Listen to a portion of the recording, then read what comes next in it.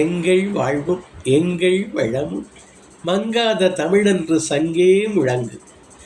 அன்பர் பணி செய்ய என்னை ஆழாக்கி விட்டுவிட்டால் இன்ப நிலை தானே வந்தெய்தும் பராபரமே.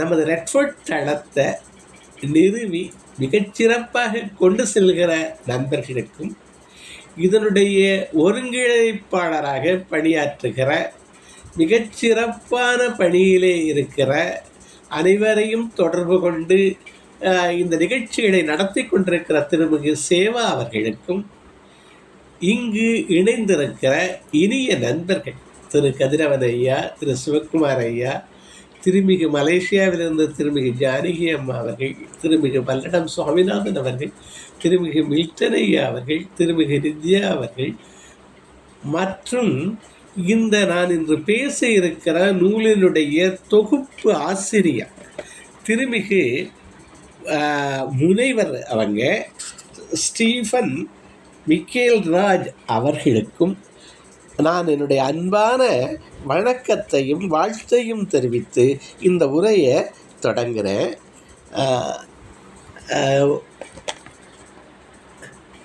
நமது புத்தக ஆய்வு இதில் இதுவரை பெரியவர்கள் எழுத்தாளர்கள் எழுதிய நூல்களைத்தான் நம்ம ஆய்வு பண்ணியிருக்கோம், நூல் மதிப்புரை தந்திருக்கோம்.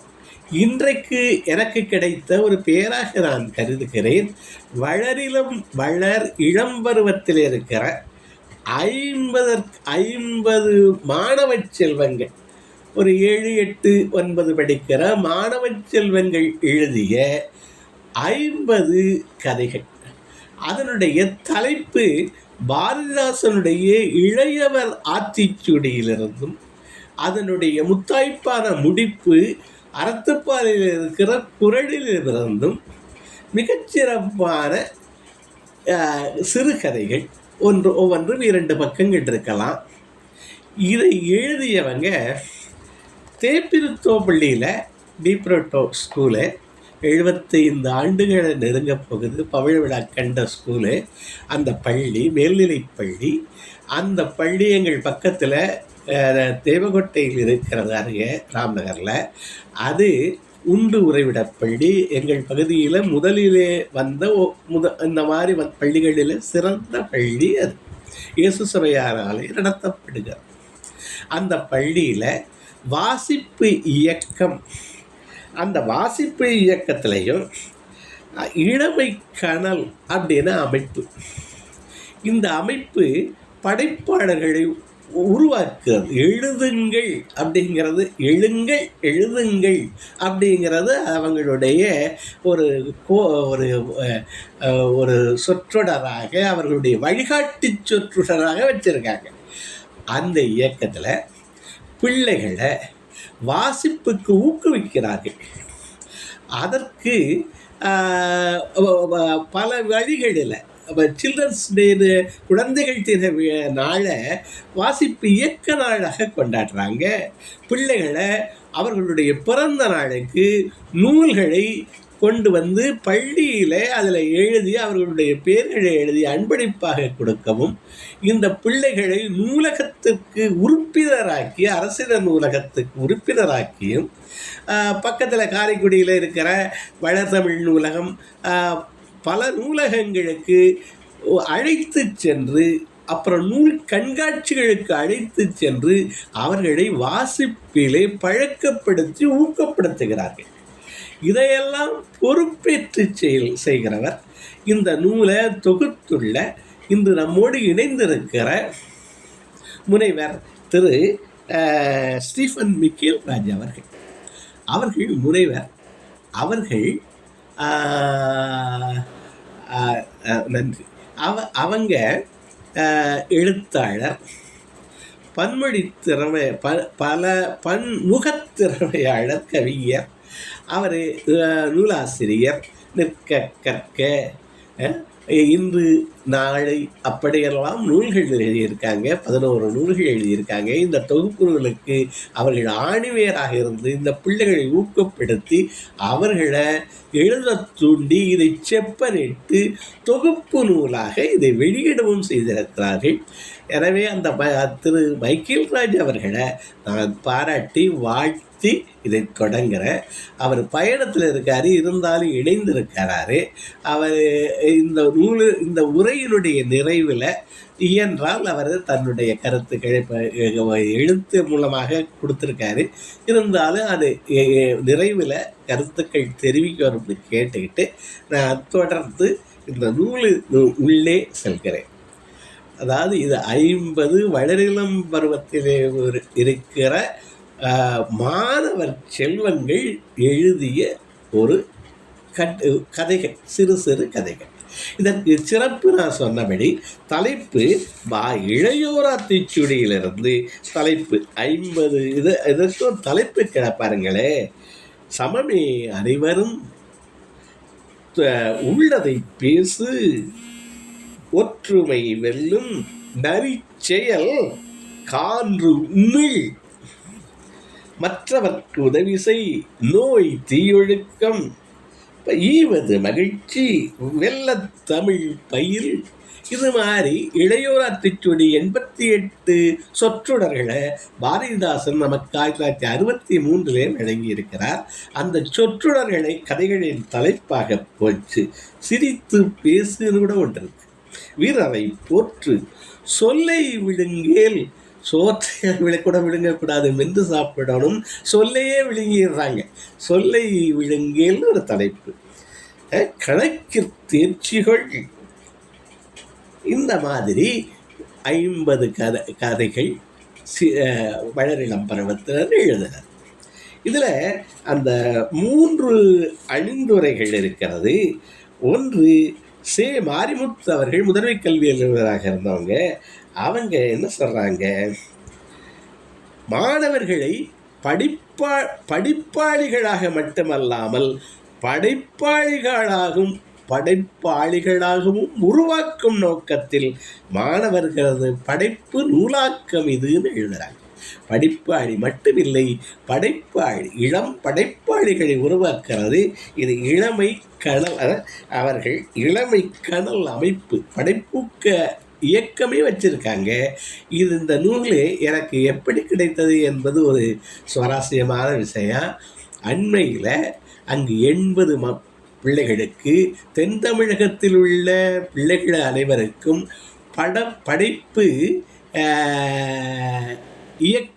படைப்பு இயக்கம்னு அந்த இது நடத்துகிறாங்க. அதற்கு நான் சிறப்பழைப்பாளராக ஒரு அமர்வு நடத்துகிறேன். அந்த அமர்வின் போது எனக்கு இந்த புத்தகங்களை ஒரு பரிசாக தந்தார்கள் என்ற செய்திகளோடு, அது என்ன, படைப்பாளிகள் மட்டுமல்ல, படிப்பாளிகள் மட்டுமல்ல, படைப்பாளிகளையும் அது ஆக்கணுங்கிறது. இதில் அவரை அடுத்தாப்ப எட்வர்ட் லெனின் அவர்கள் சேசு சபையார் அவர் எழுதுகிறாரு, இளமைக்கடல் இதழாசிரியர் முனைவர் ஸ்டீஃபன் மைக்கேல் அவர்களை மனதார வாழ்த்துகிறேன். எழுதுங்கள், அந்த தூணாவுக்கு அடைப்புக்குறி போட்டு எழுங்கள் அப்படின்னு வரும். இந்த நோக்கம் எழுங்கள் அப்படிங்கிற அந்த நோக்கத்தோடு இது வருது. அப்புறம் முதல் கதையை நான் ஒரு சோற்றுக்கு ஒரு சோற்றுக்கு ஒரு சோறு பதம் என்பது போல சிலவற்றை சொல்கிறேன். காலம் அழியேல் அப்படிங்கிறத ஒரு முதல் கதையாக எடுத்துக்கிறேன். இது 2 நண்பர்கள், சிறுவர்கள் எழுதுனது. ஆனால் அது செப்பனிடப்பட்டுள்ளது. அதை மிக அழகாக வரும். என்ன முதல் அது காலம் அழியேல். 2 நண்பர்கள், கவின் மணி. இதில் 2 பேரும் 1ஆம் வகுப்புலேருந்து நண்பர்கள். 2 பேரும் இடைவெளியாமல் ஒரு 8 ஆண்டுகள் 9 ஆண்டுகள் இது பகலவன், நல்லா இருக்கு பேர். 7ஆம் வகுப்பு படிக்கிற மாணவன். 20-25 தான் இந்த புத்தகம் எழுதியிருக்கு. ஒரு ஆண்டுக்குள்ளே இருக்குது. 8ஆம் வகுப்பாக இருக்கலாம் அந்த மாணவன். அவர் எழுதுகிற நூலே. அவரே அந்த பகலவன் 2 நண்பர்கள். 2 பேரும் ஒன்றாகவே படிக்கிறாங்க. இடைபிரியாத நண்பர்கள். ஆனால் இந்த மணிங்கிறவர் பையன் முதல் மாணவனா படிக்கிறான். இந்த கவின்கிற மாணவன் அவன் படிப்பில் ஒரு சோடையாக, ஒரு விளையாட்டுத்தனமாக, படிப்பில் ஒரு கடைசி மாணவனாக இருக்கான். அவங்க அப்பா அம்மாவுக்கு இவனை பற்றிய கவலை அதிகம். அதாவது அப்பா அம்மாவுக்கு எப்போ பார்த்தாலும் இந்த கவலை தான். ஒரே மகன் நல்லா வரணும் அப்படின்னு. மணியுடைய தந்தையார் அழகர்சாமி என்பார் பொது மருத்துவர். அவருக்கும் இவங்க அந்த குடும்பம் அங்கே தான் இங்கே போய் அவர்கிட்ட தான் சிகிச்சை எடுத்துக்கிற வழக்கம். இந்த பிள்ளை மகனை பற்றிய கவலை, அவன் தன்னுடைய மகனுடைய நெருங்கிய நண்பன் தானே, அவனை பற்றிய கவலை அவர்கள் பெற்றோருக்கு இருப்பது தெரியும். ஒரு நாள் அந்த கவினுடைய தாயார் சமையலறையில் மயங்கி விழுந்துடுறாங்க. ஒரு சோர்வு மற்ற மனச்சோர்வுகளாக இருக்கவா இதான் ஆஸ்பத்திரி மருத்துவமனையில் சேர்க்குறாங்க. அது பொது மருத்துவமனை. அங்கு பொது மருத்துவர் நமது மணியுடைய தந்தையார் அழகர்சாமி அவர்கள். அவர் சோதித்து பார்க்கிறாரு. இவன் கவின் ரொம்ப அழுதுகிட்டு இருக்கான். அவங்க அப்பாவும் ஒரு வருத்தத்தில் இருக்கார். இவன் அந்த கவின் அழுகிறத பார்க்கவும் அவருக்கு இவனை ஒரு திருத்தோணும்னு மனதில் அழகர்சாமிக்கு ஒரு எண்ணம் வருது. அந்த அம்மாவுக்கு கொஞ்சம் அதற்கு சிகிச்சையெல்லாம் கொடுத்துட்டு கவினை ஏன்ப்பா அவனுக்கு அப்பா அம்மா மேலே அவ்வளவு பாசமா அவன் திரும்பவும் அழுகிறான். எப்படி அப்படின்னு கேட்குறான்.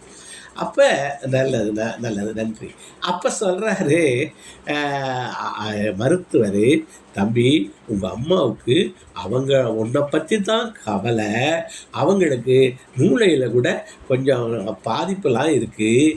நீ ஒரு நல்லா படிக்கிற அவங்களுக்கு சிகிச்சை என்னென்னா நல்லா நீ படிக்கணும், அவர்களோட நீ நல்ல விதமாக நடந்துக்கிட்டு அவர்களுக்கு ஏற்றபடி சொற்படி நடந்து அவர்கள் மனம் கோணாமல் நீ நடந்துக்கிட்டேன்னா அவர்களுக்கு அதுதான்ப்பா பெரிய மருந்து அப்படின்னு சொல்லிட்டு அவங்களுக்கு ஒரு குளுக்கோஸ் மாதிரி ஏற்றி ஒரு நாள் வைத்திருந்து வீட்டுக்கு அனுப்புகிறார். மறுநாள்லேருந்து பார்த்தா எல்லாருக்கும் ஆச்சரியம். கவின் விடிய காலம் எழுந்திரிச்சிட்றான். யாரும் சொல்லாமையே படிக்க ஆரம்பிச்சிட்டான். என்னென்ன ஒரு பகிர்தல் இருக்குமே, என்ன வேலையை பகிர்ந்துக்க முடியுமோ அவ்வளவையும் பகிர்ந்துக்க ஆரம்பிச்சிட்டான். கொஞ்சம் கொஞ்சமாக அவன் படிப்பிலும் தேர்ச்சி மிக்கவனாக மாறினான். எல்லாருக்கும் அதிசயம், எந்த சாமி செய்த ஒரு புண்ணியமோ அப்படின்னு சொல்லி எந்த சாமி கொடுத்த வரமுன்னு அவங்கெல்லாம் பேசிக்கிறாங்க அவங்க அப்பா அம்மா. ஆனால் உண்மையில் இது அழகர்சாமி கொடுத்த வரம், பொது மருத்துவர் கொடுத்த வரம்ங்கிறத அவர் யாரும் தன் மகன்கிட்ட கூட சொல்லலை என்று அந்த கதை முடிக்கிறது. அதற்கு என்ன முத்தாய்ப்பான குரல், பொய்மையும் வாய்மையிடத்த புரைதீர்ந்த நன்மை பயக்குவெனின். அதுக்கு வஉசி அவர்களுடைய கருத்துரை. வஉசி இந்த மேனாளிலே வஉசி அவர்களை நாம் நினைவு கூற வேண்டியவர்கள். வஉசி அவர்கள் தான் தொழிற்சங்க இயக்கத்தில் ரொம்ப முதல்ல இருந்திருக்கார். அவர் கப்பலோட்டிய தமிழர் மட்டுமில்லை, தொழிற்சங்கவாதியாகவும் இருந்திருக்கிறார். திருக்குறளுக்கு ஒரு ஒப்பற்ற ஒரு உரையும் நல்கியிருக்கிறார். அவர் புரைதீர்ந்த நன்மை பயப்பின் பொய்மையும் வாய்மையாம் அப்படின்னு அதற்கு உரை எழுதுகிறாரு. அப்போ இந்த கதை எனக்கு பிள்ளைகள் அவர்களுடைய உள்ளத்தில் இருக்கிறத மிக அழகாக அந்த பாசத்தோடு சேர்த்து இந்த பையனை பதிவு செஞ்சுருக்கான். ரொம்ப சிறப்பாக இருக்கு. அடுத்தது நரிச்செயல் கான்று உமிழ் அப்படின்னு தலைப்பு. நரிச்செயல் கான்று உமிழ். இந்த காரி துப்புன்னு சொல்கிறோம்ல, அதை கான்று உமிழ். அது பாரதிதாசனுடைய வரி. இதில் அந்த வாசிப்பு இயக்கத்தில் பாரதிதாசனையும் சொல்லி கொடுத்து அறத்துப்பாடல்களுடைய குரல்களையும் சொல்லி கருத்துக்கள் சொல்லி பிள்ளைகளை எழுத ஊக்குவித்து இதை செப்பரேட்டு வெளியிட்ட மைக்கேல் ஸ்டீஃபன் ராஜ் அவர்களுக்கும் அவருடைய குழுவுக்கும் நாம் மிகவும் ஒரு வாழ்த்து சொல்ல கடமைப்பட்டிருக்கோம். இந்த நரிச்செயல் கன்றுமை இது சாதாரணமான ஒரு கதை இருந்தாலும் ரொம்ப இதுவாக இருக்குது. அதாவது பூனை எலி இது ரெண்டும் நட்பு ஆயிடுச்சு. அவர்கள் பேசிக்கிறாங்க. என்ன பேசிக்கிறாங்கன்னா, என் பாட்டனும் உன் பாட்டனும், என் தாத்தாவும் உன் தாத்தாவும், என் அப்பாவும் உன் அப்பாவும் எதிரிகளாயிருந்தால் என்ன, அதற்காக நாமும் எதிரிகளாகத்தான் இருக்க வேண்டுமா? இனி நமக்குள் பகை வேண்டாம், நண்பர்களாயிருப்போம் என்று சொல்லி நண்பர்களாகிவிட்டார். அதாவது என்ன நடக்குது? பரம்பரையாக பழி வாங்குறான். அவன் அவனை கொண்டான், இவனை கொண்டான், இதை கொடுத்தான், இதை பண்ணான், இதைத்தான் நடந்துக்கிட்டே இருக்கு. எத்தனை தலைமுறையாக பழி வாங்குறாங்க. ஏன் தாத்தா பகையாக இருந்தால் நம்ம நண்பர்களாக இருக்கக்கூடாதா? இவர்கள் நண்பர்களாக இருக்கவும் இது சர்வேஷ் அப்படின்னு 7ஆம் வகுப்பு மாணவர் எழுதினார். பக்கத்தில் இருந்த பெருச்சாளிக்கு அதுக்கு பொறாமை வந்துருச்சு. இதுங்க 2 பேரும் இவ்வளவு நட்போடு இருக்காங்க, அதை பிரிக்க வரும்னு நினைக்கிது. பெருச்சாளி பூனைகிட்ட சொல்லிச்சு, நம்ம ஊர் பக்கத்தில் ஊர் ஓரத்தில் ஒரு கிணறு இருக்குல்ல, அதில் ஒரு கொள்ளிவாய் பிசாசு வந்துருச்சு. அது பூனையை பிடிச்சி தின்னுக்கிட்டே இருக்கு. எல்லா பூனையும் இது வரைக்கும் தின்றுச்சு அப்படின்னு சொல்லவும் அந்த பூனைக்கு கவலை வந்தது. அது பெருச்சாளிகிட்ட கேட்டுச்சு, அதுக்கு என்ன பண்ண வரும்னு கேட்குறேன். இந்த எலிய உன்னோட நட்பாக இருக்குல்ல, அந்த எலியை அங்கே கூட்டிக்கிட்டு போய் அதை உள்ளே பிடிச்சி தள்ளி விட்டுறேன், அப்போ ஒன்று அதை விட்டுரும் அந்த கொள்ளிவாய் பிசாசுன்னு சொல்லுது. கொஞ்ச நேரம் யோசிக்குது அந்த பூனை. சரி, அதை தள்ளி விட்டுரும் அப்படின்னு நீனு வா அப்படின்ட்டு எலியை ஒன்று சொல்லி நம்ம அங்கே போய் பார்ப்போம், அங்கே என்னமோ இருக்கா அவர் அதிசயம்னு சொல்லி எலி பூனை பெருச்சாலியையும் கூட்டிக்கிடுச்சு. நீனு வா எங்களுக்கு காமின்னு. அங்கே போயிட்டாங்க. அங்கே அந்த பெருச்சாளி கண்ணை காமிக்குது, எலியை பிடிச்சி தள்ளி விட்டதுன்னு சொல்லி. நட்பை பிரிக்க இது சொல்லிச்சு பூனை, எனக்கு கொள்ளிவாய் பிசாசு எங்கே இருக்குன்னு சரியாக தெரியல, கிட்டத்தில் வந்து காண்பி அப்படின்னு அந்த பூனை சொல்லிச்சு. அதாவது பூனை இப்படித்தானே பிடிச்சிட்டிங்கன்னு சொல்லு. இந்த பெருச்சாளி பூனைகிட்ட போய் அந்த அங்கே தான் அப்படின்னு சொல்கிற போது பெருச்சாளியை ஒரே தள்ளி உள்ளே விட்டுருச்சான். அப்போ என்ன சொல்லுது? எங்களை ஏமாற்றி பிரிக்கவா பார்க்குற? உனக்கு இதுதான் சரியான தண்டனை, பேயாவது பிசாசாவது அப்படின்னு சொல்லி 2 ஆனந்த கண்ணீரோடு கட்டி அணைத்து கொண்டன, எலியும் பூனையும் அப்படின்னு இந்த கதை. வித்தியாசமான கதைகள். மாணவர்கள் வித்தியாசமாக சிந்திக்கிறார்கள். எலியும் பூனையும் எங்கேயுமே எதிரி தான், எப்பவும் எதிரி தான் சொல்லும். அவர்களே நண்பர்கள் ஆகக்கூடாது அப்படிங்கிறது. பிரிக்க ஒருத்தன் வருவான், அவனை காரி துப்பு கான்று உமிழ் அப்படியெல்லாம் இருக்குது. அதற்கு குரட்பா என்ன சொல்லியிருக்காங்க? அன்பும் அன்பு ஈனும் ஆர்வம் உண்டாமை, அன்பு ஈனும் ஆர்வம் உண்டாமை, அது ஈனும் நண்பெனும் நாடாச்சிறப்பு, சிறப்பு நாடாச்சிறப்பு, நண்பனும் நாடாச்சிறப்பு, பெருஞ்சிறப்பு. அந்த நட்பு 50 குரட்பாக்களுக்கு மேலே நட்பை பற்றி எழுதியிருக்கார். அடுத்தது இன்னும் 2-3 கதைகளையும் உங்களுடைய ஒரு ஊக்கமான வார்த்தைகளையும் வேண்டி இதை இது பண்ணுறேன். தமிழ் உன் தாய்மொழி அப்படின்னு இந்த இதை எழுதியிருக்கவர் கவினேஷ் அப்படின்னு 8ஆம் வகுப்பு மாணவர்.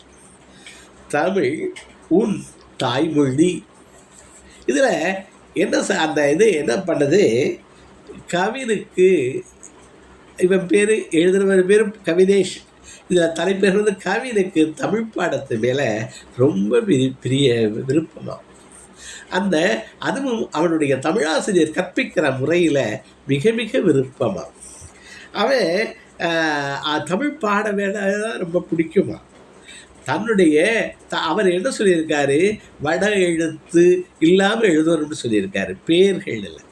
அதனால் இஷுங்கிறத கூட அவன் கவினேஷுன்னு இருந்தால் கூட தாய்ந்து இருந்தால் அவன் கவிர்ந்து கூப்பிட்டா தான் அவனுக்கு ரொம்ப மகிழ்ச்சியாக இருக்குமா. அப்போ அந்த பையன் ஒவ்வொரு பாட வேலையிலும் வகுப்பிலும் அவர் தமிழையா பல விஷயங்களை அவங்க அங்கே பகிர்ந்து கொள்வார். அதில் என்ன, தமிழகத்தில் வாழ்பவரெல்லாம் தமிழர் அல்ல, தமிழகத்தில் வாழ்பவரெல்லாம் தமிழர் அல்லர், தமிழ் எவர் அகத்தில் வாழ்கிறதோ அவர்தான் உண்மையான தமிழர். தமிழ் அகத்தில் வாழ வேண்டும்னு அவங்க ஐயா சொல்லுவாங்களாம். தமிழர்கள் எல்லாரும் தமிழில் தான் கையெழுத்து போடணும்னு சொல்லுவாங்களாம். முன் எழுத்து இருக்குல்ல, இனிஷியல்ஸ்னு சொல்கிறோம்ல, அது தமிழாக இருக்கணும்னு அவங்க ஐயா அந்த தமிழையா அடிக்கடி சொல்லுவார். இவருடைய தந்தையார் அரசு அதிகாரி, அவர் கண்ணப்பன் பேர் கேஆர் கண்ணப்பன். அப்படி தான் அவர் எப்போவுமே கையெழுத்திடுவார். இந்த பையன் கூட சொன்னானா, எங்கள் ஆசிரியர் முன்னெழுத்த தமிழ் தாய்மொழின்னு இது அதை எப்படி எழுதியிருக்காங்க, தமிழ் தாய்மொழின்னு கூட எழுதுறாங்க. தமிழ் தாய்மொழி, தமிழை ஆக்கியிருக்காங்க, தமிழ் தாய்மொழி. அவன் பல முறை சொல்லுவானா, அவர் போப்பா எல்லாரும் இப்படி தானே எழுத போடுறாங்க, இப்படி தானே எழுதுறாங்க அப்படின்னு அவர் சொல்லிடுறார். ஒரு நாள் அவர் குளிக்க போகிறாரு. குளிக்க போகிறதுக்கு முன்னாடி ஒருத்தர் வருவார், என்னுடைய பேரையும் என்னுடைய தொலைபேசி எண்ணையும் எழுதி அவர்கிட்ட கொடு அப்படின்னு சொல்லிட்டு அவர் குளிக்க போயிட்டார். குளிச்சுட்டு வர்றாரு. இவர் வரல. அந்த யார், அந்த பையனுடைய யாருக்கு சொன்னாங்களோ அவங்க வரல.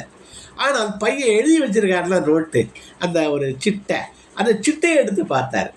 அந்த சிட்டையில் என்ன எழுதி இருக்குன்னா, காணார் ஊனா கரு அப்படின்னு தமிழில் எழுதி ஒரு புள்ளி வச்சு கண்ணப்பன் அப்படின்னா ஆங்கிலத்தில் எழுதியிருக்கு. அவர் பார்க்கவே கோபம் வந்துருச்சு அவருக்கு.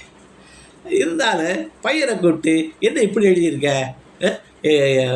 இது கேஆருங்கிறத ஆங்கிலத்தில் எழுதி கண்ணப்பன்கிறத தான், அதாவது கேஆர் கண்ணப்பன் தமிழில் தானே நான் இதெல்லாம் எழுதுகிறேன், நீ என்ன இப்படி எழுதி வச்சுருக்க, இனிஷியல் இப்படி போட்டு வச்சுருக்காங்கன்னு அவர்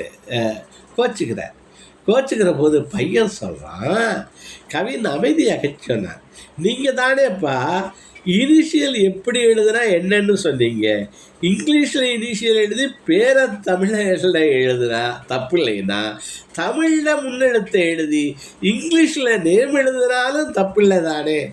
எப்படி இதில் இனிஷியலை ஆங்கிலத்தில் எழுதி தமிழில் பேர் எழுதுனா தப்பு இல்லைன்னா, இனிஷியலை தமிழில் எழுதி பேரை ஆங்கிலத்தில் எழுதினாலும் தப்பு இல்லை தானேப்பான்னு கேட்டான். அவன் கேட்கவன் அமைதியாக கேட்டான். அவன் கேட்ட கேள்வியில் ஆத்திரம் அடங்கி போனது. அப்பாவினுடைய ஆத்திரம் அந்த கேள்வியில் நியாயம் அவரை திருத்தியது. அவர் நியாயமான மனிதன், அதனால திருத்தியது. அவனது தலையை கோதிவிட்டு, புரிஞ்சுக்கிட்டேன், இனி தமிழில் முன்னெழுத்தும் கையொப்பமும் போடுறேன் சரியா என்று சிரித்தபடி கேட்டார். கவின் தலையாட்டி செடி சிரித்தான்னு இந்த கதை முடியுது. அப்போ செல்லிடத்து காப்பான் சிறங்காப்பான், அல்லிடத்து காக்கினன் காவாக்கால் என்னுனார் வள்ளுவம். 301 மிகச்சிறந்த ஒரு குறள். 301 கூட நல்ல நம்பராக எனக்கு தோணுது. செல்லிடத்து காப்பான் சிறங்காப்பான், இது தந்தையாருடைய பெருமையும் காட்டுது. தந்தையார் கோவப்பட்டிருக்கலாம் பையன்கிட்ட, ஆனால் அந்த இடத்துல தன்னை புரிந்து கொண்டு அவனுடைய நியாயத்தை புரிந்து கொண்டு கோபத்தை அடக்கிறார். அப்போ அல்லிடத்து காக்கிலின் காவாக்கால் என்கிற மெல்லியார் எடுத்து விகிடியை காக்க கடவர்னு வவுசி அவர்கள் எழுதுகிறாங்க. அந்த சொல்லுகிற விதத்தில் ஆசிரியர் சொல்லுவது தான் பிள்ளைகளுக்கு இருக்கு. ஆசிரியருடைய கடமை. நான் சொன்னேன், மைக்கேல் ராஜ் அவர்களை சொன்னேன், அவர் இத்தனை பிள்ளைகளை உருவாக்கியிருக்கார். ஆசிரியர்கள். அதனால் நானுமே என்னுடைய தமிழாசிரியர் நான் வெங்கட்ராமன் அவர்களை இந்த நேரத்தில் நினைவு கொள்கிறேன். அவர் எனக்கு தமிழினுடைய சுவையை காட்டுறவர். அந்த தமிழ் சுவையை காமிக்கணுங்கிறது ரொம்ப முக்கியமான விஷயம். அடுத்தது ஒரு 2 இதை சொல்லி இன்றைய நேரம் இருக்குது, நமக்கு அந்த உரிய நேரம் இருக்குது. மற்றவர்க்கு உதவி செய் அப்படின்னு எளிமையான பாரதிதாசனுடைய வரி. மற்றவர்க்கு உதவி செய். இதில் ஒரு ராமு சோமுன்னு 2 இந்த பையன் எழுதுகிறவர் ஹரிஷ், 8வது படிக்கிற ஹரிஷ். அவர்கள் சகோதரர். அவர்களுடைய தொழில் பரம்பரையாக இந்த பானை வடைந்து அதை பல இடங்களுக்கு கொண்டு போய் விற்பனை செய்கிறாங்க. பானை வடை தான் அது. நமது விவசாயம் போல ஒரு தொழில். அந்த பானை வடைதல், அது நீலகண்டத்து குயவனார்க்கடியே என்று சொல்லுவார். அந்த பானை வடைதல்ங்கிறது மிக ஒரு விவசாயம் போல, நெசவு போல. ஏன்னா பாத்திரத்தினால எதையும் பண்ண முடியும். அதில் அவர்கள் பானை வரைந்து, இன்றைக்கும் டெரக்கோட்டாவில் இப்போ கலைஞர்கள் குறைஞ்சிக்கிட்டே இருக்காங்க. அன்று மிகப்பெரிய குதிரைகள் எல்லாம் இப்போ சிமெண்ட்டில் கட்டுறாங்க, அன்று சுடுமண்ணாலையும் செஞ்சுருக்காங்க. இவர்கள் பானையை செஞ்சு ஊராக கொண்டு விற்கிறவங்க. அவங்க அது மாதிரி கொண்டு அன்றைக்கு போகிறாங்க. அன்றைக்கு எந்த நேரமோ அவர்களுக்கு பானைகளே விற்கலை. ஒரு 17 விற்கிற பொண்ணு பத்திரம், ஒரு கல்யாணிங்கிற அம்மா பத்திரம் ஒரு பானை வாங்கிக்கிறாங்க. இவங்க 2 பேரும் என்ன பேசிக்கிறாங்க, இந்த பானைகளை விற்றாதான் நம்ம அரை வயசு கல்வியாவது குடிக்க முடியும், இந்த பானைகளை நம்ம விற்கணும். அதாவது இந்த ஒரு 4-5 பானை விற்றாதான் நம்ம பிள்ளைகளுக்காச்சும் பட்டினி இல்லாமல் பார்த்துக்கலாம். வீட்டில் இருப்போர் பட்டினி தீரும், பிள்ளைகள் பட்டினியாக இருப்பார்கள் என்ற நினைப்பு 2 பேர்த்து இருக்கு. அப்போ அவங்க போயிட்டு இருக்கும்போது வாய்க்காலில் ஒருவர் விழுந்து கிடக்கிறத பார்க்குறாரு. மூத்தவர் சொல்கிறாரு, நம்ம போய் காப்பாற்றுவோங்கிறார். இளையவர் சொல்கிறாரு, இப்போது இது தேவையா, நம்ம வீட்டில் உள்ளவங்களையே நாம் காப்பாற்றுறதுக்கு ஓடிக்கொண்டு இருக்கோம், நம்ம வீட்டில் இருக்கவங்களை காப்பாற்றுறதுக்கே ஓடிக்கிட்டு இருக்கோம், யார் எக்கேடு கேட்டால் நமக்கு என்ன என்று திட்டினார். இருந்தாலும் அண்ணன் போகிற போது தம்பியும் உடன் செல்கிறார். அது ஒரு இருவரில் அந்த எப்பவுமே நல்ல நோக்கம் வெல்கிறது. அவர் 2 பேரும் போய் அந்த வாய்க்காலில் விழுந்தவரை தூக்குறாங்க. அவர் ஏதோ மயக்கத்தில் விழுந்துட்டார். கொஞ்சம் முகம்லாம் தெளிவிக்கிறாங்க. அப்புறம் அருகில் சில பேரை வந்ததுக்கப்புறம் அவருடைய வீட்டிலே கொண்டு போய் சேர்க்குறாங்க. அவர் நிறைவு பெறுகிறாரு, வணங்குறாரு. அங்கே அவருடைய பணப்பை கிடக்கு, அதையும் கொண்டு போய் சேர்க்குறாங்க. வீட்டில் இருக்கிறவங்கெல்லாம் நன்றி சொல்கிறாங்க.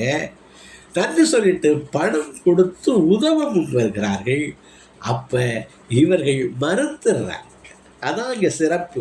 உதவி செய்வதற்கு நன்றியாக பணம் கொடுத்தாலும் வாங்க மறுத்து கிளம்பிடுறாங்க. தம்பிகிட்ட சொல்கிறார், அண்ணே நேரம் ஆயிடுச்சு, கவலைப்படாத, பக்கத்து ஊரில் பானைகளை விற்க போவோம், நம்பிக்கையோடு போவோம், நல்லதே நடக்கும்.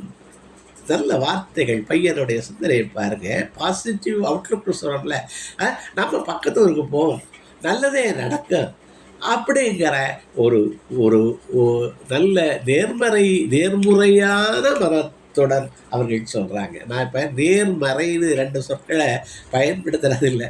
ஏன்னா நேரை மறைச்சிட்டா அது எதிராகிடும். அதனால் எதிர்மறை அந்த நேர்மறைக்கு நேர்முறைன்னு நான் பயன்படுத்துகிறேன். அந்த நேர்முறை எண்ணத்தோட அவங்க போகிறாங்க. பெரியவருக்கு மனிதத்தன்மையோடு உதவி செய்த மகிழ்ச்சி அவர்கள் இருவரும் மனசிலும் நிரம்பி வழிந்தது அப்படின்னு கதை முடியுது. ஒப்புரவினால் வரும் கேடரில் அகதொருவன் விற்றுக்கொள் தக்கது என்ற வார்த்தை. விற்றுக்கொள் தக்கது உடைத்தன என்ன? இறப்பு வந்தாலும் அது அப்போ அதை ஏற்றுக்கொண்டு நம்ம அடுத்தவருக்கு உதவி செய்யணும். அதை எளிமையாக சொல்லிடுறாரு நம்ம பாரதிதாசன். மற்றவருக்கு உதவி செய் அப்படின்னு சொல்லிடுறாரு. அந்த ஒப்புரவினால் வரும் கேடறில் அது ஒருவன் விற்றுக்கொள் தக்கது உடைத்து. சிறு கதை, இந்த ஒரு கதையை சொல்லிட்டு முடிக்கலான்னு நினைக்கிறேன். பொய் பேசாதேன்னு ஒரு கதை. இது ஒரு கொஞ்சம் எதிர்மறையான சிந்தனையாக இருந்தாலும் சிறப்பாக இருக்கிற சிந்தனை. அந்த புரிபேசாதில் அவங்க அவங்க பள்ளியில் 2 பையங்க, ஒரு பையன் கலுக்கேசுங்கிற பையன் ரொம்ப அந்த களவடிக்கிறான்னு சொல்கிறோம்ல, அது மாதிரி எதுக்கு எடுத்தாலும் ஒரு பரீட்சை வந்தால் நோயின்னு சொல்லி பரீட்சை எழுத மாட்டான். ஒரு ஒரு ஒரு நிகழ்ச்சியில் கலந்துக்கணும் அப்படின்னா ஏதாவது காரணத்தை சொல்லிடுவான். இப்படியே அவன் எதுலேயும் பங்கெடுக்காம ஒரு ஊர் சுற்றுகிறவன் சொல்லுகிறது மாதிரி அவன் இருக்கான். பரீட்சை இருக்குது, அவன் பரீட்சை கூட போகிறதில்ல. அன்று மஞ்சவரட்டுன்னு சொல்லிட்டு ஜல்லிக்கட்டுன்னு ஒரு ஊருக்கு போயிட்டான். அங்கே அவனை பின்னாடி வந்த மாடு முட்டிருச்சு. அவனால் பரீட்சை அன்னைக்கு உள்ளபடியே பரீட்சை எழுத போக முடியலை. அவன் போய் சொல்லிக்கிட்டே இருக்கவே அன்றைக்கு எழுத போக முடியலை. அந்த நிலைமையில் பரீட்சை அவனால் எழுத முடியலை. அப்புறம் அங்கே அந்த பள்ளிக்கூட நிர்வாகம் என்ன பண்ணுது, சரி இந்த பரீட்சை இல்லாட்டியும் அறப்பரீட்சை அல்லது கால் பரீட்சையில் மற்ற தேர்வுகளில் என்ன மதிப்பெண் எடுத்திருக்கானோ அதை வச்சு இவனுக்கு இவனை அடுத்த ஆண்டுக்கு அனுப்பலாம் அப்படின்னு பார்த்தா அந்த பரீட்சைகளில் அவன் சில பரீட்சைகளில் அவன் ஆப்சண்ட் ஆகிருக்கான். அப்போ அவனுக்கு அந்த ஆண்டே போயிடுச்சு. என்ன எழுதுகிறாரு, ஏமாற்ற நினைத்த கலங்கேஷ் தன் சோம்பேறித்தனத்தாலும் ஏமாற்றும் குணத்தாலும் ஒரு ஆண்டினை இழந்து விட்டான். ஒரு நொடியே திரும்ப கிடைக்காத போது, என்ன நல்ல வார்த்தையா இருக்கு, ஒரு நொடியே திரும்ப கிடைக்காத போது ஓர் ஆண்டு திரும்ப வருமன்ற பொய்யை ஒழிக்காததால் பொய் அவனை ஒழித்து கட்டிவிட்டதுன்னு அது முடியுது. அப்போ பொய் அப்படிங்கிறது என்ன வாழ்க்கையில் என்ன நடக்க அப்படிங்கிற அந்த இதை காமிக்குது. தன்னஞ்சி அறிவது பொய்யற்க பொய்த்தமிழ் தன்னஞ்சி தன்னை சுடும். ஓராண்டு போயிருச்சே அது சுடாதா அப்படிங்கிறது மாதிரி இந்த கதை. நூல் பையில் நாடொரும் என்ற இந்த கதையை சொல்லி முடிக்கிறேன். நூல் பையில் நாடொரும் அப்படிங்கிற கதை. இந்த நூல் பையில் நாடொரும்ல ஒரு பையன் ரொம்ப சுட்டி. அந்த சுட்டி பையன் ரொம்ப சேட்டை, எப்போ பார்த்தாலும் சேட்டை செஞ்சுட்டு எதையாவது தூக்கி போட்டு உடப்பான், எல்லாத்தையும் இருக்கிற நல்ல பொருளை கலட்டி மாட்டுவான். இதெல்லாம் செஞ்சுட்டு எங்கேயாவது போய் வம்பிழுத்துட்டு அடுத்தவர்களோட சண்டை இந்த மாதிரி தான் அவன் இருக்கான். அப்போ கோடை விடுமுறை வருது. கோடை விடுமுறையில் தாத்தா வீட்டில் விட்டுடலாம் அப்படின்னு அவர்கள் தந்தை தாய் கூட்டிகிட்டு வந்து விட்டுட்டு, அப்பா 1.5 மாதம் நிம்மதியாக இருக்கலாம் அப்படின்னு பெருமூச்சு விட்டுக்கிட்டு அவர்கள் புறப்படுகிறார்கள். தாத்தாட்டையும் சொல்லிடுறாங்க, தாத்தாவுக்கு பற்றி பேரனுக்கு பற்றி தெரியாதா, தாத்தாவுக்கு மனதில் கவலை இருக்குது. அவர் ஒரு 4-5 நாள் போகுது, அவன் அதே மாதிரி பல சேட்டைகள் செய்கிறான், பலதை போட்டு உடைக்கிறான், அந்த மாதிரி நிலைமையில் அவர் என்ன பண்ணுறாரு, முடியரசன், தமிழ் முடியரசன் அப்படின்னு, அதாவது எங்கள் பகுதியில் முடியரசனார் அப்படிங்கிறாரு வீரகவி என்று பட்டப்பெயர் வாங்கினவர். உங்களுக்கு பலருக்கு தெரிந்திருக்கலாம். அவர் பாரதிதாசன் மரபில் வந்தவர், பூங்கொடிங்கிற காப்பியம் எழுதுகிறவர், தமிழுணர்வில் தலை சிறந்தவர். இந்த புத்தகத்தினுடைய தொகுப்பாசிரியர் திரு ஸ்டீஃபன் மைக்கேல்ராஜ் அவர்கள் அவர் மேலே மிகுந்த அன்பு கொண்டு தன்னுடைய பெயரை தமிழ் முடியரசன் என்று மாற்றி வச்சுக்கிட்டு இருக்கார். இவர் பேர் ராஜுன்னு வருது, அதனால் முடியரசன், அந்த பேரையே தமிழ் முடியரசன் அப்படின்னு இப்போ பேரை மாற்றி வைத்து கொண்டிருக்கிறாரு. 2 பேர்லையும் எழுதுகிறாரு என்று போட்டு அவர் இந்த இதில் பாருங்களேன், இவர் என்ன பண்ணுறாரு, தம்பி நான் ஒரு புத்தகம் தரேன் சேட்டக்கார பேரங்கிட்ட, இந்த புத்தகத்தை நீ படிச்சுட்டு இதில் உள்ளதை நீ சொன்னீங்கன்னா உனக்கு நான் 500 ரூபா பணம் தரேன் அப்படின்னு பாட்டனார் சொல்கிறார். 500 ரூபா பணமா அப்படின்னு பையன் ஒத்துக்கிறான். தமிழ் முடியரசன் வந்திருக்காங்க. அப்போ அப்படியே அவர் முடியரசன் கடிதங்கள் அப்படின்னு புத்தகத்தை கொடுக்குறார். அதில் வாழ்வியலை சேர்த்து முடியரசன் அவர்கள் கடிதங்கள் எழுதியிருக்காரு, சுவைப்படம் எழுதியிருக்காரு. அதை படிக்க பையனுக்கு அந்த புத்தக வாசிப்பில் ஒரு நேசிப்பு வந்துருச்சு. அதை படிக்க தன்னுடைய வாழ்வியல்லையும் ஒரு மாற்றம் கொஞ்சம் கொஞ்சமாக அந்த பையன் உணர்றான். உணர்ந்து தாத்தா படிச்சுட்டியா கேட்குறாரு. அந்த பையன், நான் படிச்சுட்டேன். அவர் 500 ரூபா கொடுக்குறாரு. 500 ரூபாய முன்னாடி என்ன நினச்சிக்கிட்டு இருக்கான், கண்டதெல்லாம் வாங்கி திங்கணும், எங்கெங்கேயோ போகணும்னு நினச்சிக்கிட்டு இருக்கான் அந்த பையன். ஆனால் இப்போ மறுபடியும் எனக்கு இந்த 500 ரூபாய்க்கு புத்தகங்கள் வாங்கித்தாரு இந்த பையன் கேட்குறான். எப்படி இந்த பையனுடைய கிஷோர் மூர்த்தி 9வது படிக்கிற பிள்ளை அது எப்படி நடக்கியது? தெள்ளுற்ற தமிழமுதின் சுவை கண்டார் இங்கு அமரர் சிறப்பு கண்டார். தமிழ் அமுதின் சுவையை ஊட்டோடு அதை நான் திருப்பி திருப்பி அதைத்தான் சார் முடியரசனார் அந்த கவிதைகளை அந்த பையன் படிக்க கொடுத்தாங்க. அப்போ இந்த பையன்களுக்கு நமது ஸ்டீஃபன் மைக்கேல்ராஜும் அவருடைய நண்பர்களும் முடியரசனாரை அறிமுகப்படுத்தியிருக்காங்க அப்படிங்கிறது ஒரு முக்கியமான விஷயம். அப்போ அந்த பிள்ளையை அதை படிக்க அப்போ புத்தகங்களை நிறைய அவர் தந்தை அவங்க பாட்டனார் மகிழ்ச்சியோடு வாங்கி கொடுக்குறாரு. அந்த பையன் அந்த சுவையை கண்டதுனால அந்த 1.5 மாதங்களில் கை நிறைய புத்தகங்களோடு அவர்களுடைய வீட்டுக்கு அப்பா அம்மாவோட திரும்புகிறான் மகிழ்வோடு அப்படின்னு கடன் முடியுது. அதற்கு பிறகு எந்த புகாரும் அவன் மேலே வரலையா. சுடச்சுடரும் பொன்போல் ஒளிவிடும் துன்பம் சுடச்சுட நோற்றவர்க்கு படித்தவர்க்கு தவம் போல படித்தவர்க்கு பொன்போல அவருடைய புகழ் இதுங்க அப்படிங்கிறது ரொம்ப சிறப்பாக இருக்குது. ஒரு கதையோட இந்த ஒரே கதை ஒரு 3 நிமிடத்தில் எனக்கு ரொம்ப பிடித்தமான கதை. அதனால் இதை நிறைவு கதையாக சொல்லி விடுகிறேன். நோய் தீயொழுக்கம் அப்படிங்கிறது இந்த கதை. அது ஹரிஹரசுதன்கிற 8ஆம் வகுப்பு பாடவர் எழுதியிருக்கார். 2 நண்பர்கள், சுருக்கமாகவே சொல்கிறேன். இந்த 2 நண்பர்களும் இடைபெறியாமல் இருப்பாங்க. ஆனால் ஒரு நண்பருக்கு பேர்கள்லாம் இருக்குது, அப்பு சங்கர்லாம் இருக்குது, நான் சொல்லியிருப்பேன். ஒருத்தருக்கு ஒரு தீய வழக்கம் இருக்குது. அது என்னென்னா, எந்த பொருளாவது ஒரு சிறந்த பொருளாக இருந்தால் அதை திருடிடுவார். இந்த பழக்கத்தை இந்த பையன் இன்னொரு நண்பர் இருக்காங்கல்ல, அவன் ரொம்ப சொல்லுவான், ஏப்பா இப்படிலாம் திருடாத, பேரெல்லாம் கெட்டு போகணும். ஆனால் அவர்களுடைய தந்தையார், இது ரொம்ப முக்கியமானது, பெற்றோர்கள் பிள்ளை வளர்ப்பில் ஒரு பையன் உணர்ந்து எழுதியிருக்கார். அந்த பையன் என்ன அவன் அப்பா என்ன பண்ணுவாங்க, கண்டிக்க மாட்டாங்க. கண்டிக்காமல் அவன் செய்கிற தப்பை மறைக்க தான் பார்ப்பாங்க. அதை வெளியில் தெரியாமல் மறைச்சி என்னத்தையாவது பண்ணுவாங்க. அவனை நல்ல பையன் சர்டிஃபிகேட் கொடுத்துட்டு இருப்பாங்க. ஆனாலும் இந்த பழக்கம் இருந்துட்டு ஒரு நாள் இந்த 2 நண்பர்களும் விளையாட்டு உலகம் அப்படின்னு கடைக்கு போகிறாங்க. மால் மாதிரின்னு வச்சுக்கங்களேன்.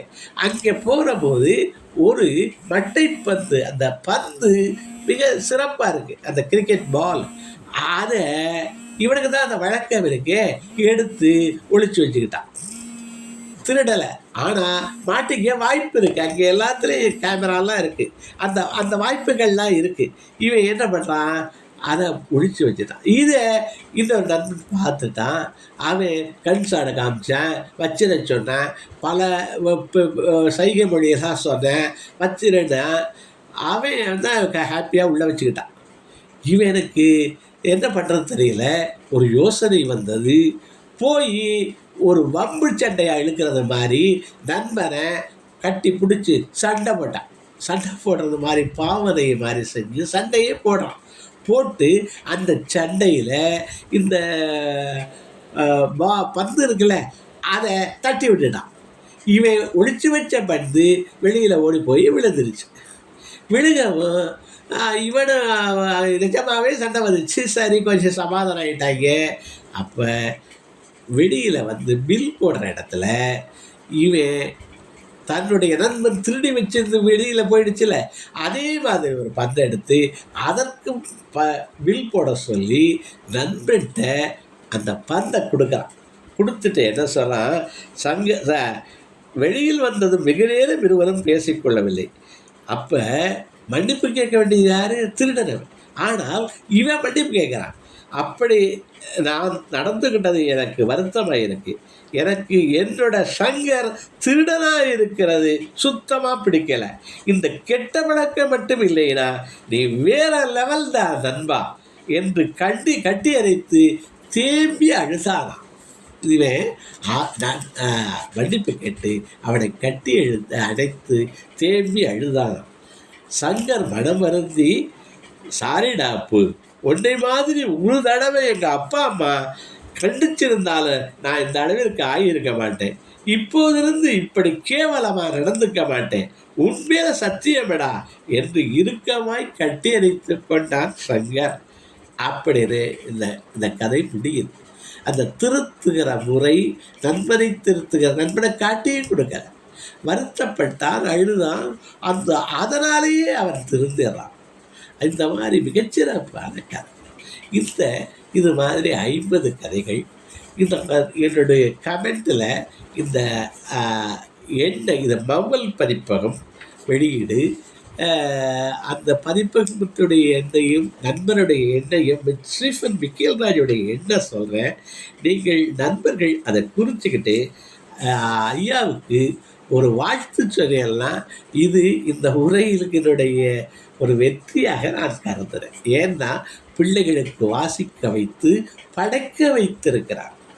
அதை நூலாகவும் கொண்டாந்துருக்காரு. அந்த நூலை என்ன சொல்கிறேன், நண்பர்கள் குறிச்சிக்கிட்டு அதை அவருக்கு ஒரு செய்தியாக அல்லது ஒரு ஃபோன் பண்ணியோ அல்லது இந்த புத்தகங்கள் விலைக்கு கிடைக்கிறது. அவர் மவல் பதிப்பு புத்தகம். இது அவருடைய நண்பர் ஸ்டீஃபன் மிக்கேல்ராஜ் அவருடைய பேர் என்ற தமிழ் முடியரசரார். அவர் 984589589571. மறுபடியும் சொல்கிறேன், நண்பர்கள் குறித்து கேட்குறேன். கதிரவனையாவுக்கு ரொம்ப நன்றி. 9842589571. 9842589571. இந்த செய்திகளோடு மிக பாரதிதாசனுடைய இளையவர் ஆத்திச்சூடியை தலைப்பாக வைத்து சிறப்பான கருத்துக்களை மாணவர்களை சிந்திக்க வைத்து எழுத வைத்து செப்பனிட்டு தொகுப்பு நூலாக தந்திருக்கிறார்கள். இதில் பெற்றோருடைய இயல்பு, ஆசிரியருடைய கடமை, மாணவர்கள் அன்பிற்கு திருந்துறது, இதையெல்லாம் இதில் சுட்டி காட்டியிருக்காங்க. இந்த புத்தகங்களை வாசிக்க வைக்கிறதுக்கு என்ன பண்ணணுங்கிறதும் ஒரு கதையில் இருக்குது. ஒரு பரிசு கொடுப்பதாக சொல்லி அவருக்கு சுவையை உண்டாக்குவது, இதெல்லாம் இருக்குது. இந்த செய்திகளோடு இதுவரை மிக அருமையாக கேட்ட உங்கள் ஒவ்வொருவரையும் வணங்கி வாழ்த்தி நிறைவு செய்கிறேன். இந்த நூலினுடைய பெயர் எண்ணமும்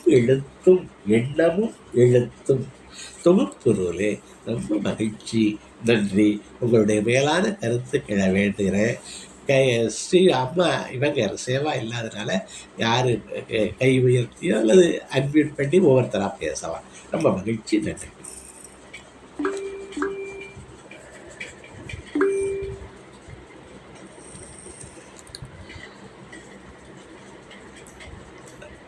கதிரவனையா பேசுறீங்களா? வேற யார்?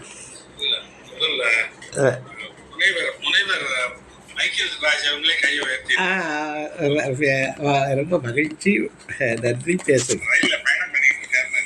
ரயில் போட்டிருங்க, பேசுங்க. ஒளித்தடை இருக்கீங்களா?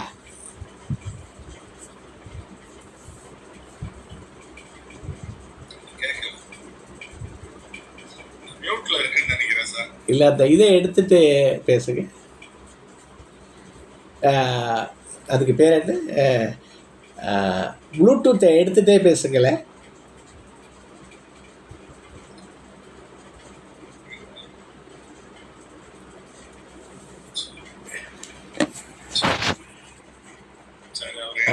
இடையில வணக்கம். மிக அருமையான உரை கேட்ட பெரும் மகிழ்ச்சி ஏற்படுகிறது. 3 பேர் பாராட்டுக்குரியவர்கள். மாணவர்கள் ஒவ்வொருவரும் பாராட்டுக்குரியவர்கள். அந்த மாணவர்களின் எழுத்துக்களை நூலாக்கிய முனைவர் ஸ்டீஃபன் ராஜ் அவர்களும் மைக்கேல் ராஜ் அவர்களும் பாராட்டுகிறார். சிறப்பாக இந்த கதைகளை மனதிலே பதியும்படி நமக்கு சொன்ன வினயதேவ் ஐயா அவர்கள் பாராட்டுகிறார்கள். அதிலும் குறிப்பாக அந்த 3 கதைகளை எனது மனதிலே இன்னும் நிழலாடி கொண்டே இருக்கிறது. ஒரு நகைச்சுவையோடு கூடிய அந்த பெருச்சாளி எலி பூனை கதை, அது மாணவர்களுக்கே உரித்தான அந்த நகைச்சுவை உணர்வோடு எழுதப்பட்ட கதையாக கருதுகிறேன். ஒப்புரவினால் வரும் கேடனில் அப்படின்ற ஒரு திருக்குறளை அடிப்படையாக வச்சு அந்த பானையை விற்கக்கூடிய மாணவர்கள் இந்த கதையும் மிக அருமையாக இருந்தது. நிறைவாக சொல்லப்பட்ட கதையும் மிக அருமையாக இருக்கின்றது. நூல்கள் எப்படி ஒரு மனிதனை மாற்ற முடியும் அப்படிங்கிறத அடிப்படையாக வச்சு ஒரு கதை எழுதியிருந்தார். ஒரு சுற்றி வரக்கூடிய ஒரு மாணவன் அவருடைய தாத்தா எனக்கு பணம் தருவதாக சொல்லி ஊக்குவிக்கிறார். அந்த மாணவனுடைய பழக்க வழக்கமே மாறிவிடுகிறது. எப்படி நூல் ஒரு மனிதனை முழுமையான மனிதனாக மாற்றுவதற்கான வழித்தடம் அமைத்து வைக்கிறது என்பதற்கான ஒரு சான்றாக அந்த கதை அமைந்திருக்கிறது. ஒரு மாணவனால் அந்த கதை எழுதப்பட்டது என்பது எனக்கு மிகப்பெரிய ஆச்சரியத்தையும் பெரும் மகிழ்ச்சியையும் தருகிறது. நூல்கள் அந்த கதையை எழுதியிருப்பது என்பது ஒரு 2 பக்கங்கள் எழுதியிருக்கலாம். ஆனால் அந்த எழுத்து என்பது அவர்களை மென்மேலும் வாசிக்க தூண்டும், சிந்திக்க தூண்டும். அந்த வகையிலே அந்த மாணவர்களை எழுத தூண்டிய முனைவர் தமிழ் முடியரசன் அவர்களும் அவர்கள் சார்ந்த அந்த கல்வி நிறுவனமே பாராட்டுக்குரியவர்கள். அவர்கள் பாராட்டுக்குரியவர்கள் என்று உங்கள் சார்பாக அனைவரது சார்பாகவும் அவருக்கு பாராட்டுகளை நன்றி விடைபெறுகிறேன். நன்றி. ரொம்ப மகிழ்ச்சி, வெகு சிறப்பு. நீங்க வாங்க மைக்கேல் ராஜ் சார், பேசுங்க. ஐயா, நான் பேசுறது கேக்குதுங்களா? கேக்குது. ரொம்ப மகிழ்ச்சிங்க. இணைந்திருக்கக்கூடிய அத்துணை சார்ந்த பெருமக்களுக்கும் நண்பர்கள் வணக்கம்.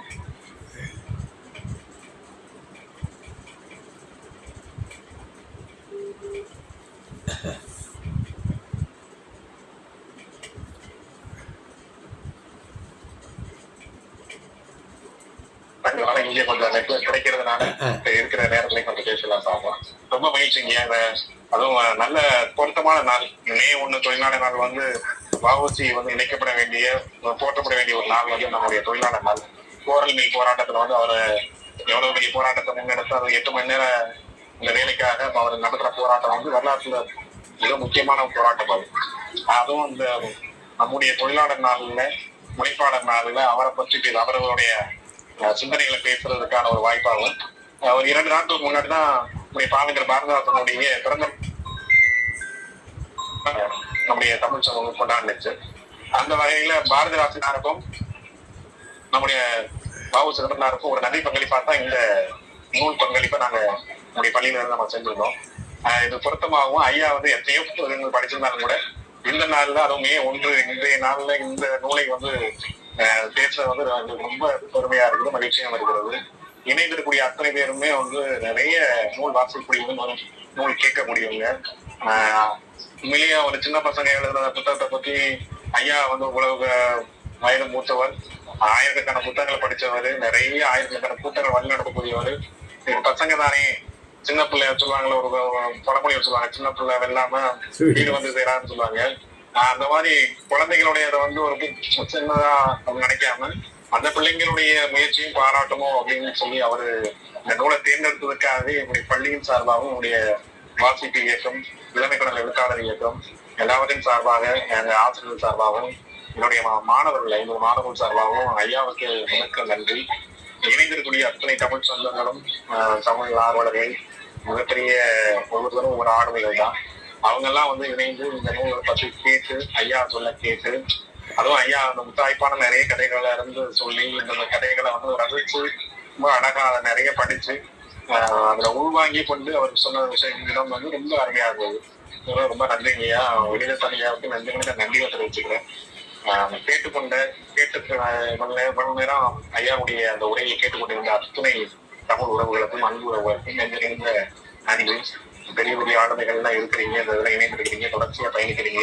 உங்களோட இந்த நேரத்துல நானும் இணைந்து ஐயாவுடைய உரையை கேட்டு வாய்ப்பை இறைவனும் இயற்கையும் தந்ததற்கு பெரிய மகிழ்ச்சியோடு நன்றி தெரிவிச்சிருக்கேன். எல்லோருக்கும் நன்றி. குறிப்பாக ஐயாவுக்கு அதுவும் பொருத்தமான நாளில் இது ஒரு வ.உ. சிதம்பரனாருக்கும் பாரதாசனாருக்கும் ஒரு நன்றி பங்களிப்பாகவே இந்த கூட்டத்தை நான் நினைக்கிறேன். இந்த அமர்வை நான் அப்படித்தான் நான் நினைக்கிறேன். உண்மையிலே ரொம்ப மகிழ்ச்சியா இருந்தது. ஐயா அவர்களுக்கு நன்றி. இந்த வாய்ப்பை ஏற்படுத்தி கொடுத்த ஐயா அவர்களுக்கு மிக்க நன்றி. ரொம்ப மகிழ்ச்சி. நீங்கள் கலந்துக்கிட்டது எங்களுக்கெல்லாம் ரொம்ப மகிழ்ச்சி. உங்களுக்கு நெஞ்சார்ந்த நன்றி. நன்றி. வாங்க பேசுகிறேன். ரெண்டு பசங்க நீங்க பேசுனீங்கல்ல, ஒரு கதையை எடுத்து சொன்னீங்கல்ல, பரந்தாமன் ஒரு கதையை எடுத்து சொன்னீங்க. அதே மாதிரி பரந்தாமன்கிறவன் காமராஜ் அவங்க ரெண்டு பேருமே அண்ணன் தம்பி. அவங்க ரெண்டு பேருமே இணைஞ்சிருக்கிறாங்க. பேச சொல்லுங்க. அவங்க பரந்தாமன் பகலவன் பேசுறீங்களா தம்பி? வணக்கம் ஐயா. வணக்கம் வணக்கம் வணக்கம் வணக்கம் சொல்லுங்க. அவங்களுமே இன்னைக்கு திருப்பரங்குன்றத்துல கோயில் நிகழ்வுல இருக்கிறாங்க. பகலவன் உங்க ரெண்டு பேருக்கும் பாராட்டு தம்பி. பகலவனுடைய கதையை ஆமா பகலவனுடைய கதையத்தான் நீங்க சொன்னீங்க. பகலவனுடைய கதையத்தான் சொன்னீங்க நீங்க. பகலவனுடைய கதையத்தை நீங்க பாராட்டி சொன்னீங்க. பகலவன் ஐயாவுக்கு இந்த குழுவுக்கு நன்றி சொல்லியிருந்தோம். வாழ்த்துக்கள் பிள்ளைகளா. ரொம்ப சந்தோஷம் உங்களை பார்த்தது. நன்றி நன்றி ஐயா. நீங்க வந்ததுக்கு தான் உங்களுக்கு நன்றி சொல்லணும்.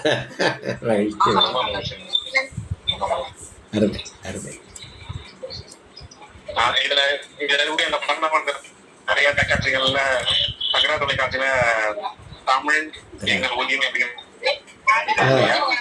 அதுல அதுல இந்த புத்தகத்தை பத்தி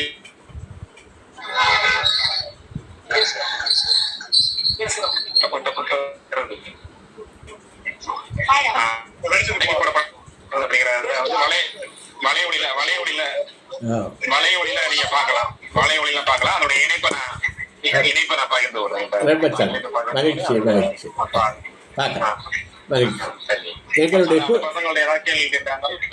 எங்களுடைய குழுவில் அதை போட்டுருந்தோம். ரொம்ப மகிழ்ச்சி தம்பி. நல்ல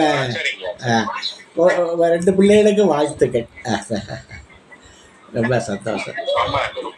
நல்லது நல்லது நல்லது. ஜானகியம்மா பேசுறீங்க? வாங்க தம்பி. இந்த தம்பியை சேர்ந்துருக்காரு. ஜோதி வாங்க. ஜோதிம்மா யாராவது ஜானகியம்மா வேற யாராவது சொல்றீங்க? கூப்பிடுறேன். கார்த்திகா, அருள், சுனிதா பிள்ளைங்க நிறைய பேர் எடுத்திருக்காங்க. ரொம்ப மகிழ்ச்சி.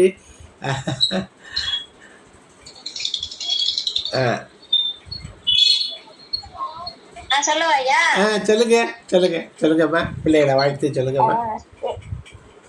மலேசியாவில இருந்து எழுதிருக்காங்க. சொல்லுங்க. என் அன்பு தாய் நாட்டு சகோதர சகோதரிகள் அனைவருக்கும் வணக்கம். இந்த பிள்ளைங்க சேர்ந்தது நமக்கு இன்னும் மகிழ்ச்சியா இருக்கு. ஏன்னா பிள்ளைங்க கதையை கேட்ட உடனே பிள்ளைங்க வந்துட்டாங்க. எங்கள் வாழ்வும் எங்கள் தமிழும் மங்காத தமிழ் என்று சங்கே முழக்கு என்ற அந்த பாரதிதாசன் வார்த்தைகளை கேட்கும் போதே நமக்கு அது நம்மளுக்கு தெரியாமே அது ஒரு ஊக்கம் வந்துடும். அந்த ஸ்டீஃபன் ராஜ் அந்த பெரியவங்க எழுத்தாருங்கள ஆய்வு அவர் அவ்வளவு அழகா எழுதியிருக்காரு. 50 குழந்தைகள்ல அந்த 50 கதைங்க ரொம்ப சிறப்பா இருந்துச்சு. எழுதுங்கள் எழுங்கள் என்ற வழிகாட்டி சுடராக வைத்திருக்கின்றார்கள். பிறந்த நாளுக்கு அவர்கள் பள்ளியில் உறுப்பினராக்கி மகிழ்கின்றார்கள். இன்று நாளை என்று எழுதியிருக்கிறாங்க. 50 வயசான மற்றவருக்கு உதவி சொல்லை விழுங்கிய கதை என அந்த பெயர் கூட மிகவும் சிறப்பாக இருக்கின்றது. படிப்பாளியாக மட்டுமல்லாமல் படைப்பாளியாகவும் ஆக்க வேண்டும். படைப்பு இயக்கம் என்ற நிகழ்ச்சி அழைத்து உங்களுக்கு இந்த புத்தகம் ஃப்ரீயா கிடைச்சிருக்கு. அதை வச்சு நீங்க ரொம்ப அருமையான கதையை சொன்னீங்க. ஒரு பானை சோத்துக்கு ஒரு சோறு பதம். அந்த ஒவ்வொரு கதையும் ரொம்ப சிறப்பாக இருந்தது. அந்த கவினோட அம்மா மயங்கி விழுந்த கதை சிறப்பா இருந்துச்சு. கவின் அழுவதை பார்த்து அந்த அழகர் சாமிக்கு இவனை திருத்த வேண்டும்னு மருத்துவர் சொல்றாரு. உன்னை பற்றி தான் கவலை அம்மாவுக்குன்னு சொல்லி அதை சொன்ன உடனே அந்த பையனுக்கு மனசு ரொம்ப கஷ்டப்பட்டுருச்சு. மறுநாள்ல இருந்து நான் நல்லா படிக்க ஆரம்பிச்சிடறான். வேலைகளையும் பகிர்ந்துக்கிறான். ரொம்ப அழகா இருந்துச்சு. பூனையும் அழியும் மிகவும் நட்பாக இருந்தது. அது நம்ம ஒரு கதை கேட்டிருக்கோம்ல, எல்லாத்தையும் கொண்டு அந்த கடல்ல விடுவாங்களே, கட்டி அந்த பூனைய அந்த பெருச்சாளி எப்படி ஏமாத்துச்சு அத தள்ளி விடுறதுக்கு. ஆனா அந்த நண்பர்கள் ஏமாறவில்லை பாருங்க, அவங்க அந்த மாதிரி ஏமாறக்கூடாது. அப்புறம் அந்த கவின் எழுதியது, கவினேஷ் தமிழ் பாடம் மிகவும் பிடிக்கும், கவின் என்று கூப்பிட்டால் தான் மகிழ்ச்சி. தமிழகத்தில் வாழ்பவர்கள் எல்லாம் தமிழர் அல்ல, அகத்தில் தமிழ் வாழ வேண்டும். தமிழ் முத்தாய் மொழி, என் பெயர் தொலைபேசி எண்ணெல்லாம் அவங்க அப்பா எழுதி கொடுத்ததுக்கு தமிழ் பெயர் எழுதினால் என்ன. ஆனா ரொம்ப பேர் இப்பயும் பாருங்க இன்னமும் இங்கிலீஷ்ல அந்த இனிஷியலை போட்டு தமிழ்ல பேர் எழுதுறாங்க. அந்த பழக்கம் எல்லாத்துக்கிட்டையும் இருக்கு. அது ஒரு நல்ல கேள்வி, அறிவான கேள்வி. நான் நேத்துதான் எந்த இடத்துல எல்லாம் என் பேரை சில இடத்துல தமிழ்ல மாத்தினேன். ரொம்ப சிறப்பா இருந்துச்சு. மற்றவங்களுக்கு உதவி செய், பானை விற்பது, பானை வருதல், ஊரு சென்றவங்க அவங்களோட அந்த வாய்க்கால்ல விழுந்தவரங்களை காப்பாத்துனாங்க பாருங்க. பணம் கொடுத்தும் வாங்கவில்லை, அவங்க உதவின்னு செஞ்சிருக்காங்க. அதனால அந்த பணத்தை அவங்களும் பாருங்க, பானை வித்தா எவ்வளவு கிடைக்கிறது, அந்த காசை வாங்கியிருக்கான். ஆனா வாங்கல. அந்த பரிச்சை எழுத ஒரு பையன் கணக்கேஸ் பரிச்சை எழுத மாட்டான், ஊர் சுட்டு போன்றான். அங்க மாடு குத்திருச்சு, அந்த பரிச்சை இல்லை என்றால் அவன் முந்தி வாங்கின மார்க்கை வச்சாவது அவனுக்கு மார்க் கொடுக்கலான்னு பார்த்தா அதுலயும் அவன் மார்க் வாங்கல. சுட்டி பையன் சேட்டை அதையும் இதையும் உடைப்பான். கோடை விடுமுறையில் தாத்தா வீட்டிலும் சேட்டை. முடியரசன் அந்த கெட்ட பெயர் வாங்கினாரு. அவர் தமிழ் முடியரசன் என்ற பெயரை மாற்றி வைக்கின்றார். இந்த புத்தகத்தை படித்தால் 500 ரூபாய் நான் கொடுக்கிறேன் என்றார். பையன் வாசிப்பு நோக்கத்தினால் அந்த 500 ரூபாய்க்கு புத்தகம் வாங்கி கொடுக்க சொல்கின்றான். பையன் 1.5 மாதங்களில் நிறைய புத்தகங்களுடன் வீடு திரும்புகிறார். அருமை அருமை அருமை. மகிழ்ச்சி. ரொம்ப தொகுப்பு, அருமையான தொகுப்பு. நன்றி. நல்ல பொருட்களை பார்த்தால் திருடி விடுவார். பெற்றோர் பெற்றவங்க ரொம்ப கண்டிக்க மாட்டாங்க. செல்லம் கொடுத்துறதுல அந்த பெற்றோங்க ரொம்ப இது. அந்த கிரிக்கெட் போல வாங்கி அந்த பையன் அந்த நண்பன் செஞ்சது எவ்வளவு அருமையா இருக்கு பாருங்க. அவனை வெளியே போனா திருடன் ஆக்கிடுவாங்க அப்படின்னுட்டு அவன் அதை அப்படியே எப்படியாவது அந்த பத்தை திருப்பி கொடுத்துட்டு காசு கொடுத்து வாங்கி கொடுக்குறான். மிகச்சிறப்பு சிறந்த கதைகள். 50 கதைகளும் நிச்சயம் பொன்னாகத்தான் இருக்க வேண்டும். ஆசிரியருக்கு சிறப்பான வாழ்த்துக்கள். பாரதிதாசனுடைய சிறப்பான பெயரை வைத்து சிறப்பு செய்கிறார்கள். ஸ்டீபன் ராஜ், மைக்கேல் ராஜ். சோ வினைத்தீர்த்தான் ஐயா, சிறப்பாக சொன்னீங்க. நாங்கள் அனைவரும் இன்றைக்கு சிறப்பான ஒரு கதையை கேட்டோம். நன்றி நன்றி, மிக்க நன்றி. அதாவது தொகுப்பாசிரியர் பேரு அதான் நான் சொல்றேன், முனைவர் மா ஸ்டீபன் மிக்கேல் ராஜ். அவர் தன்னுடைய பேரை முடியரசனார் கவிஞர் மேலே வச்ச ஒரு பேர் அன்புனால தமிழ் முடியரசன் தன்னுடைய பேரை மாற்றி வைத்துக் கொண்டிருக்கிறார். ஸ்டீபன் மிக்கேல் ராஜுங்கிற பேரும் அவருடைய பேர் தான். அவர் புனைப்பெயராக இந்த தமிழ் முடியரசன் அப்படிங்கிற பேரை வச்சுக்கிட்டு இருக்கார். ரொம்ப மகிழ்ச்சி. அதனால அந்த பையன் அந்த முடியரசன் கடிதங்களே கொண்டாந்துட்டார். அந்த பையன் கதையில முடியரசன் கடிதங்களால மாதிரியும் அந்த பையனும் எழுதியிருக்காரு. இவங்க அந்த முடியரசனாரை பத்தி அவர்களுக்கு அறிமுகப்படுத்தி இருக்காங்கிறது சிறப்பு. நல்லா இருக்காங்க தமிழ். நல்ல ரொம்ப நன்றி நன்றி ஐயா, மிக்க நன்றி. ரொம்ப சிறப்பா இருக்கு. நிறைய கதைங்க எழுதுங்க, பிள்ளைங்களாம் நல்லா இருப்பாங்க படிச்சு. மலேசியாவுல புத்தகமே கிடைக்க மாட்டேங்குது, எல்லாம் ஆன்லைன்ல வாங்க சொல்றாங்க. சொல்லுங்க முடியரசன் சார். என்னுடைய நூலும்